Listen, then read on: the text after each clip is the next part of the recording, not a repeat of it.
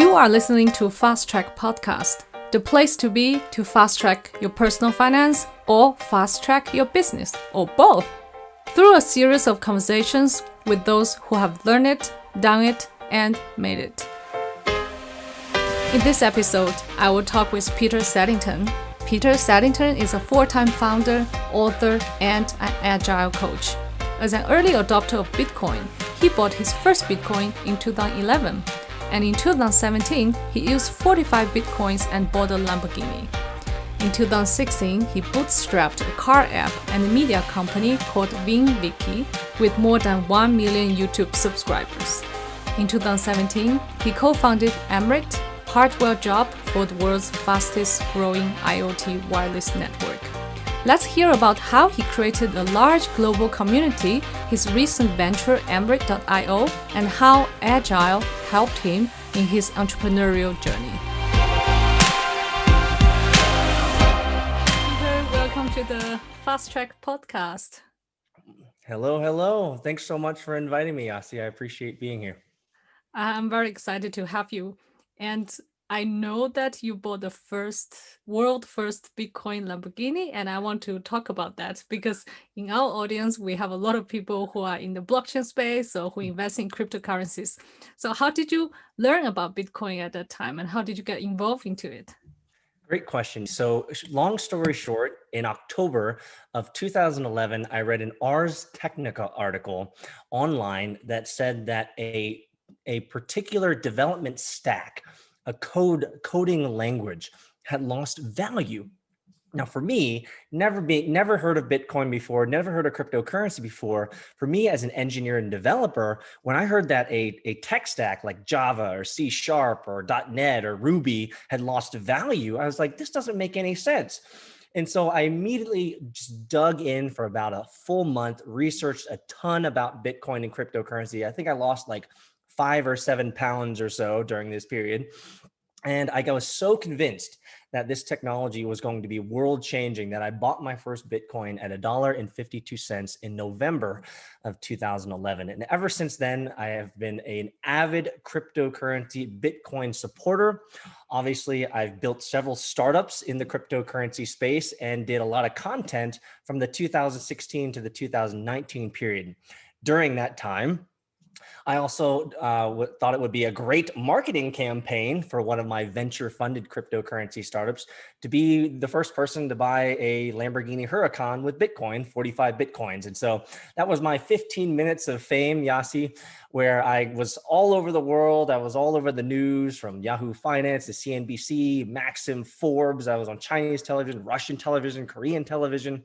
I still get people today that say, hey man, I saw you on a scammy advertisement from Russia. And because they have my face and a Lamborghini behind me. But yeah, I think it was about 300 million views or so worldwide. And so that was just a great way to bring people into this idea of cryptocurrency and learn about, it has to do with money and fancy cars. I get it. But it was great optics, and it was a great way to get people introduced. So that was my little marketing campaign from my previous venture funded startup. And did you hold on to your Bitcoins, or did you sell some of them besides the 45 Bitcoins you use for Lamborghini? I am an avid DCA, or dollar cost averaging investor. So that's something that I've been preaching for over a decade to all the people that I know. So I still invest $100 a month into Bitcoin, no matter the price. And so I've lost a lot of Bitcoins in the 2011 to 2014, 15 period because we were still writing our addresses on sticky notes at the time. But now I have more discipline, and I'm using hardware and cold storage and these types of things. But certainly I'm still investing in Bitcoin, and will always invest in Bitcoin until I guess maybe Bitcoin becomes the preeminent and dominant mechanism for monetary policy. I asked this question because a lot of early Bitcoin adopters actually didn't gain anything because they lost their wallet address. That's true. I've lost more Bitcoin than I'd like to admit. And considering the price right now, I think we're above 12,000 right now. When I look back at that, Yasi, that it does hurt. It does sting a little bit. Think about how much I've lost. You're not the only one. And okay. And also, how did the transaction happen? Like you transfer 45 Bitcoin to someone, the car dealer, or how did you do it? Great question. So we actually have a video on that on my YouTube, but I'll explain it briefly here. Essentially, the car was on consignment, which means it wasn't owned by the dealership. It was being just marketed by the dealership. So it was on consignment by a doctor who loved cryptocurrency. And when I heard that he was accepting cryptocurrency, I said, man, this is the time. So I contacted him, said, hey, how much do you want for it? We kind of, the Bitcoin at the time was about, I think it was about 5,500 or 5,000, 5,500 per coin at the time. And so we came out to a price of around 225, 230 grand. And so we just did the transaction. I sent him half of the Bitcoin, just real quick, took 15, 20 minutes to resolve on the blockchain and these types of things. And then I send them the rest of it at delivery at the dealership when I was signing some warranty papers and stuff like that. So it literally, the entire transaction probably took only about 3 minutes in terms of typing stuff in, and then about 25 minutes for it to resolve on the blockchain. So it was really just, hey, here's the Bitcoin, you give me the title to the car, and off we go. So it was really simple. Wonderful. And it's a very interesting story. And I watch it on YouTube and other CNBC, I guess. So I encourage the audience to Google Peter Saddington and Lamborghini and watch how it goes. Yeah, I am if you Google like Bitcoin bro or something like that, I think I'm the first face on Google Images for like Bitcoin bro or something like that. So yeah, I think I've become a meme here. But your face is not only for that, right? You're also a co-founder of Vinwicki, is that right? That's right. That's right. I am co-founder of Vinwicki. Vinwicki is a startup based out of Atlanta here, essentially a Carfax competitor. So one of the problems that we were coming across as especially exotic car owners is that the data around cars is, number one, outdated, and number two, doesn't get updated for months or sometimes even years, depending on how that data is put into the government databases. And so we wanted to give people an opportunity to self-report what they're doing with their car. Here's an oil change, snap. Here's a picture of it. Here I got a little dent, but I fixed it, and here's how I fixed it. And so it looks better now. And so our hypothesis, Yasi, was that if people self-report on their own cars, the hypothesis was that you'd be able to sell your car at about $1,500 to $2,500 more because it's more accurate data. And so from our users and from feedback, we find that to be appropriately so. And that it's great to be able to go to someone and say, here's my car, you want to buy it. Carfax says all this, but it's all generic information. Here's my Vinwicki profile. Here's all the stuff that I've done to the car. Here's the oil changes. Here's the pictures. Here's where I got a little scratch and I buffed it out. And that enables people to have a more verifiable and relevant data around their car so they can sell it for a little bit more. So that's a growing company. Our YouTube channel, I think, is 1.3 million subscribers right now. Our application is growing. Our Vinwicki application is growing about 300, 400 users per day. And so it's really exciting to be part of that startup as well. Right. And also, I want to ask you, how did you amass 1.3 million subscribers on YouTube? What is your secret? My secret is storytelling. And so you can probably imagine already, I've talked about a couple stories here. And so we found that the world just loves great stories. And so something that you're doing exceptionally well here, Yasi, is you're bringing on people to your podcast and to your show, and people that tell great stories. And so the more that you do this, the more popular you can become. And especially as you get a couple lucky breaks here and there with maybe some famous YouTubers or some famous content creators, maybe me, I don't know. But I can certainly introduce you to some other great people that should come on your show. You just keep doing it. And yes. And you don't quit. I'll give you a couple of examples.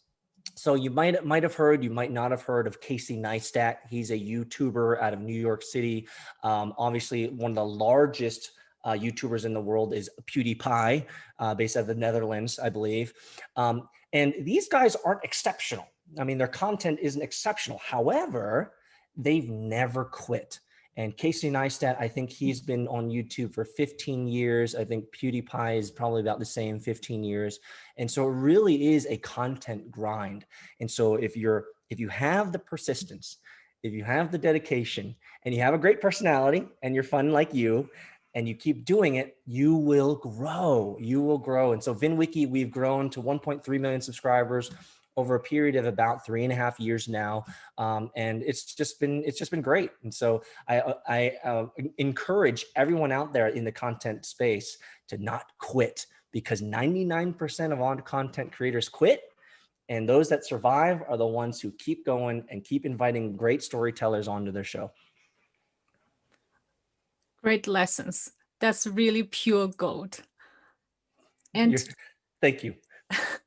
And have you ever made any mistakes in the past 3-4 years with your channel? Of course I've made mistakes. I mean, how many mistakes do you want me to tell you? I've made. Let me give us a couple of examples that you get the biggest learnings from. Well, I'll tell you 3 stories. Okay, I'll tell you 3 stories, and maybe not all of them are mistakes per se. But the first cryptocurrency YouTube channel that I built in 2016 was a YouTube channel called Bite-Sized Bitcoin. And my slogan whenever I introduced myself was, "Welcome to Bite-Sized Bitcoin, where we discuss and demystify Bitcoin and blockchain technologies." And my whole goal of that particular YouTube channel was to educate the world around Bitcoin and cryptocurrency. Now, I made about 2,700 videos on there, and then I got demonetized, and then YouTube deleted all of my YouTube videos. I lost thousands and thousands and thousands of hours of work. And what I learned from that experience is that in many ways, you can't just promote and you can't just market on one channel. Don't do it. Right now, whenever I put out content, it goes out to about 19 different mediums. So it goes on YouTube, Instagram, Twitter, Snapchat. It goes on TikTok. It goes on Pinterest, Facebook. I could go on and on and on and on. And so the best content creators are the ones who build content and then cut up that content for different types of mediums.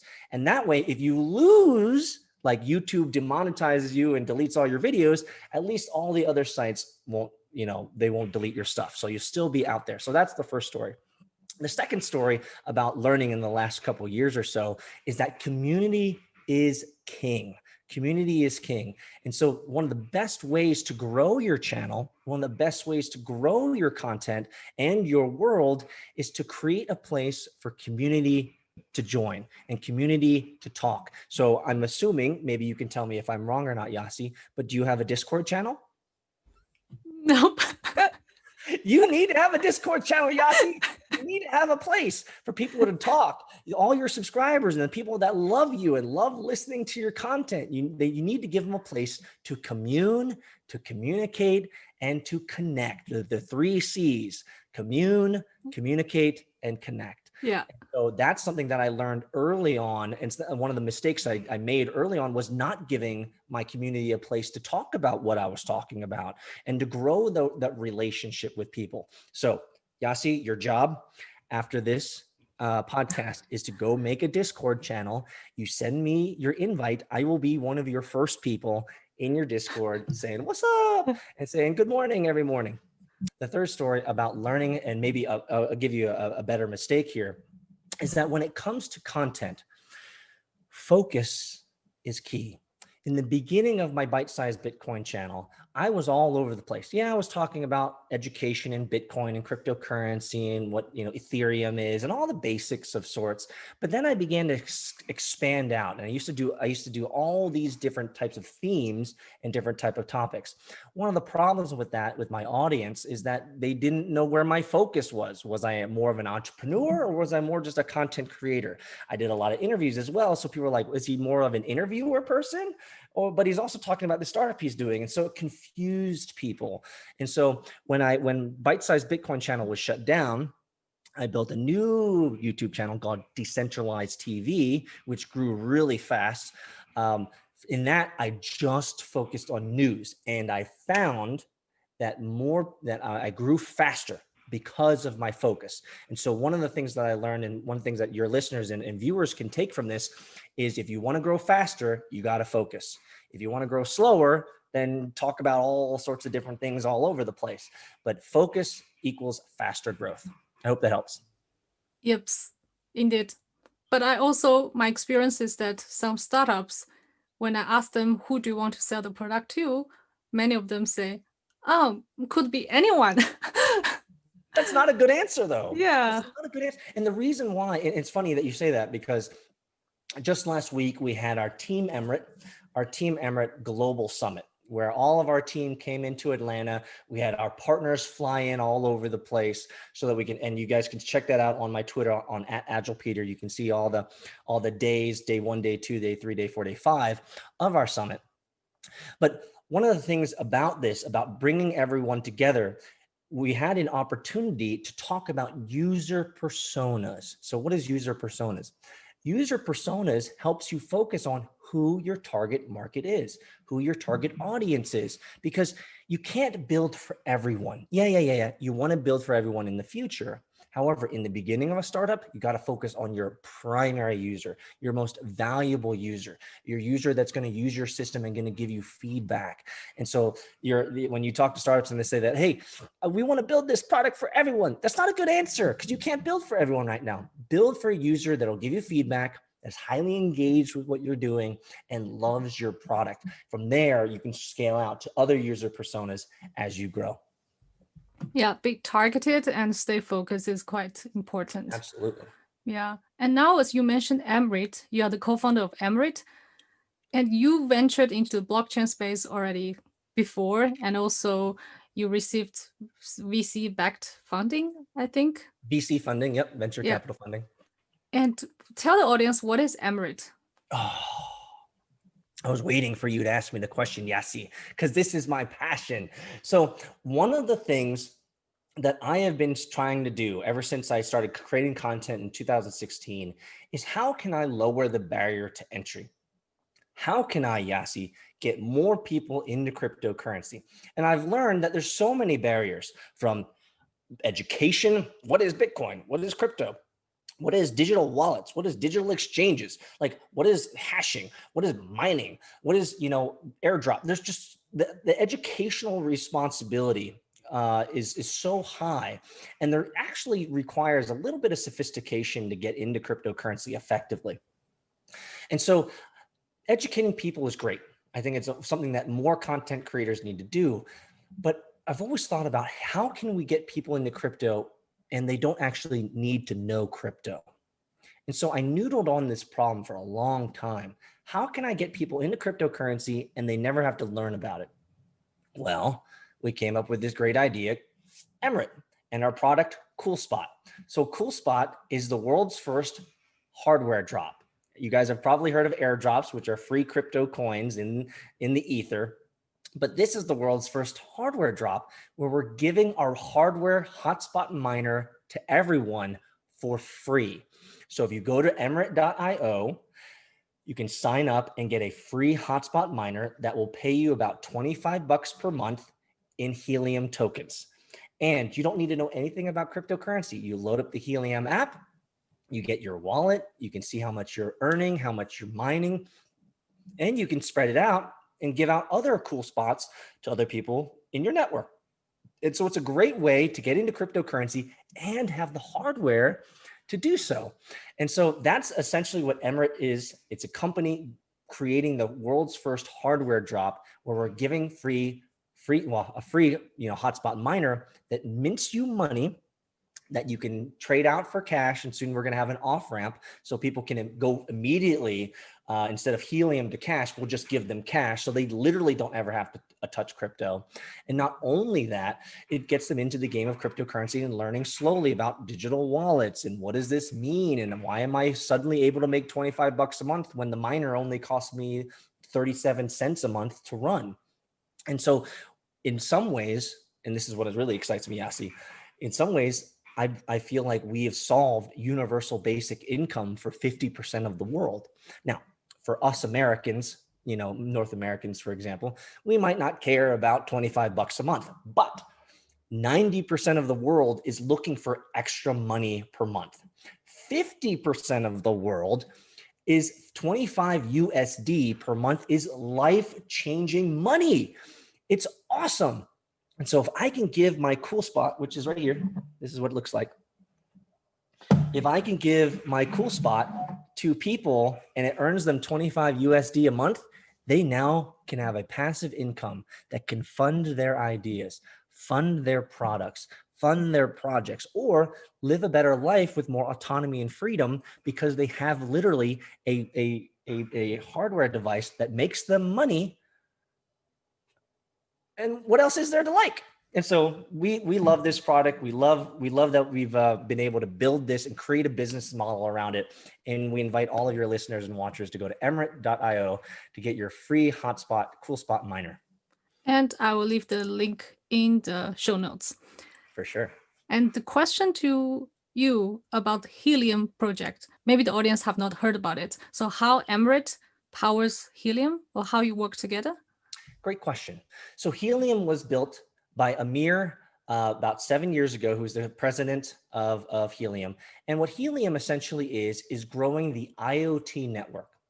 And so what they've done is they've used a really interesting gamification mechanism and incentive mechanism to get people into cryptocurrency and creating this IoT network through the people's, what they call hashtag the people's network. So what Helium did is they said, hey, you can buy a hotspot miner for $300 or so, and it'll earn you Helium tokens. Over the last 7 years, they've scaled out to about 10,000 miners worldwide.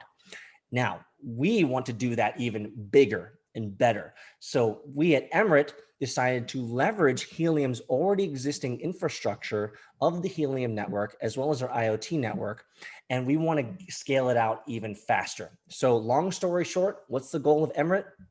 It's to create the global IoT network of the future by giving everyone on the planet a free hotspot miner to create a global mesh network where everything that can be connected on the Internet of Things, IoT, can be connected. So whether you want to connect your phone or your car or your coffee maker or your refrigerator or your home security, anything that can be connected, now we're creating a free, public, wireless network that is away from the telecom industry.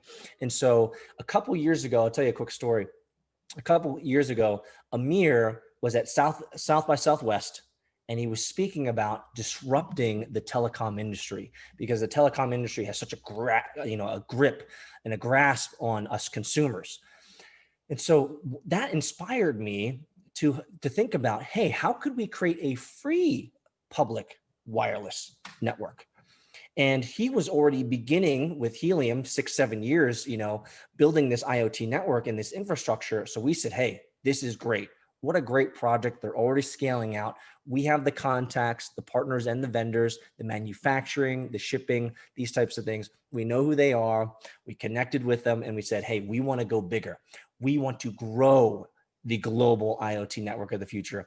And not only that, as we scale out to the world, we want to invest in entrepreneurs and guys like maybe like yourself, Yassi, who are interested in growing small businesses. We will fund you. We will give you money. We will be venture capitalists to you if you want to build on the global IoT network or on Helium. And so it's a real awesome opportunity for entrepreneurs, not only to get passive income by getting like a cool spot for free, but also if you're an engineer and you want to build on it, I'll send you money. I'll help you become a better entrepreneur. So to make the audience understand that this is not a scam, please explain that how they make money by receiving a free hardware from you. Great and question. How you make money. Yeah. Great question. So we receive about 80% of the mining rewards. And some people might are the hosts, which would maybe be someone like yourself or anyone that gets a cool spot for free, you receive 20% of the mining rewards. Now, we're looking to up those mining rewards up to 30% in the next coming years or so. But people may ask, well, Peter, why do you guys need to take 70, 80% of the mining rewards? Well, it's simple. We have a team of 10 plus people all over the world. We're paying for manufacturing, we're paying for shipping, we're paying for the software platform, the business platform for our regional deployment partners, we're paying for technical support, and we're paying our meager and very small salaries of 10 plus people in our company. And so we are a legitimate company, but we also need to make sure that we have operational, capital to keep moving and to keep growing. So right now the split is 80-20, and we hope to make that closer to 70-30 in the next coming year to our hosts. And on the other hand, for people like me or the other people who order this hardware, it's for free.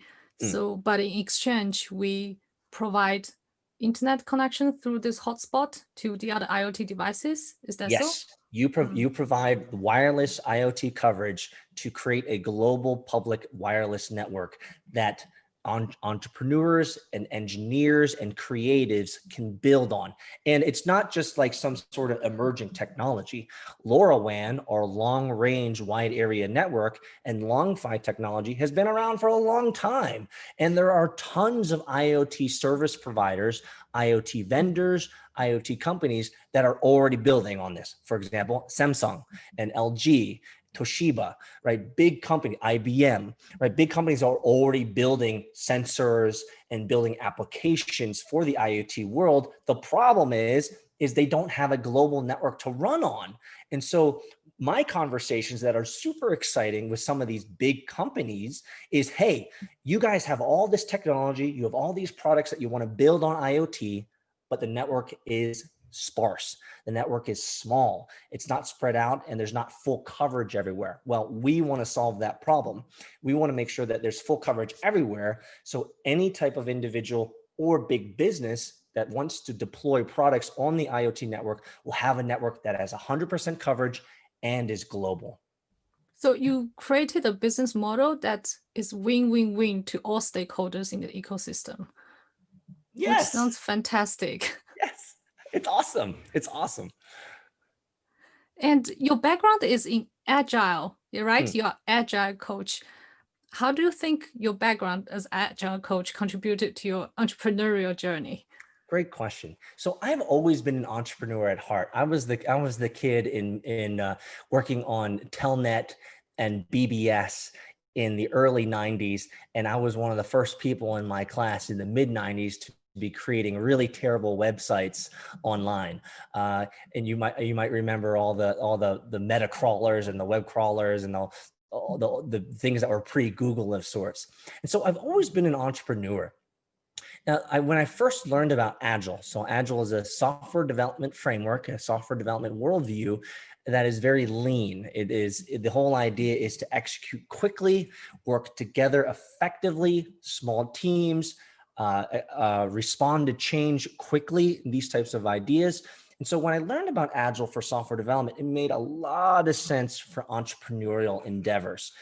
Entrepreneurs need to execute quickly. They need to pivot quickly. They need to make decisions quickly because they have burn or they have investment capital that they're spending money, And so Agile works really, really well with small startups and big businesses alike because it creates a mental model or a worldview of how can we create hypotheses, execute against those hypotheses quickly, validate them, learn something, and then improve as we go. Instead of having these long-winded plans, these full year build outs, when you're building out something complex and by the end of the year, you build it and you deploy it and people are like, what is this? I don't know what this is, man. It sucks. Or it's not anything that I thought it was supposed to be. Well, things have changed in the last 9 months. And so Agile allows us to make small incremental deployments to production, to our users, to our customers, getting feedback from them and learning and improving the product quickly as we go.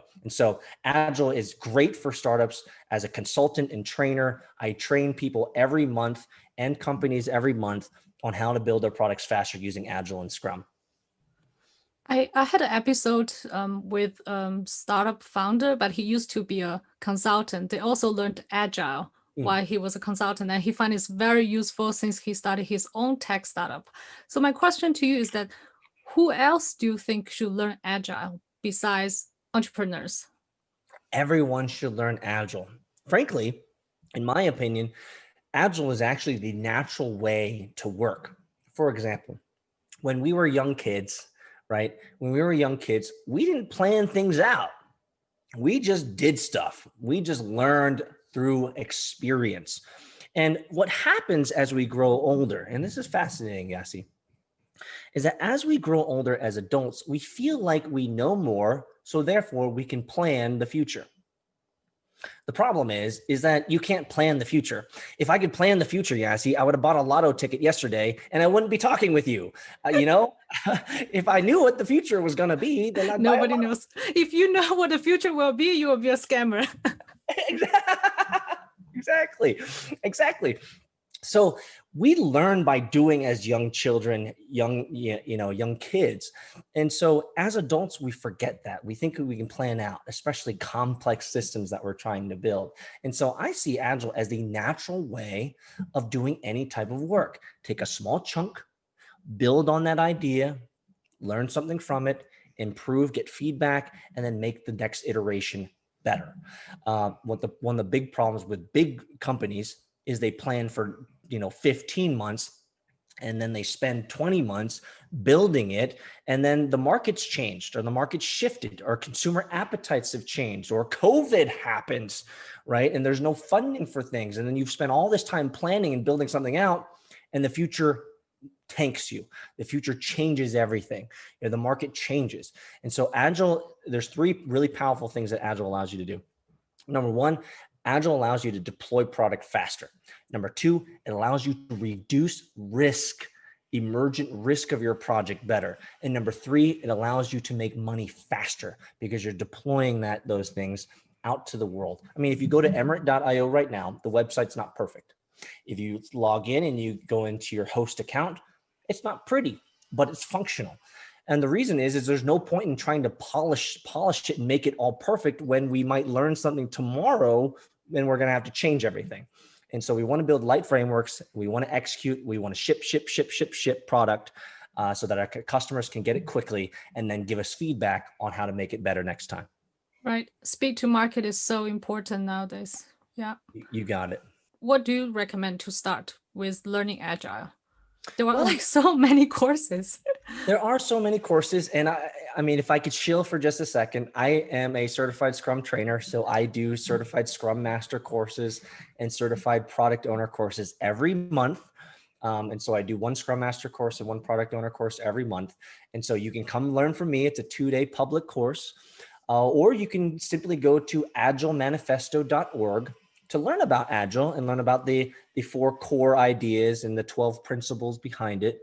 Or you can go buy a book. I've published a couple books on Agile and Scrum, so you can look those up as well. But there's some great books. But you can also go to Scrum Guide. You can Google Scrum Guides, and you'll find Ken Schwaber and Jeff Sutherland's guide on how to deploy Agile within the Scrum framework. So that's where I would start, agilemanifesto.org and Google Scrum Guides. Yeah, I will also put those information in the show notes. Thank you very much. And where can the audience find you, follow you on the internet? Well, you can find me on Twitter. There's 19 different platforms. There's lots of different platforms, but you can start off. You can obviously go to emirate.io, emirate.io, get your free hardware drop. It's free. You have nothing to lose, so just go do it. But you can also follow us on Twitter at emirate.io, and you can also follow me on Twitter at AgilePeter. So those are the first places that you can start. And if you can find me on other places, that would be great as well. Thank you so much for today's session. And I learned a lot from you and I hear a lot of interesting stories from you. And I hope the audience enjoyed this episode and follow you on the internet. Thank you so much, Yassi. It's been great. I appreciate you very much. I hope you enjoyed this episode of Fast Track Podcast. Show me your support by liking this episode and sharing it with your friends.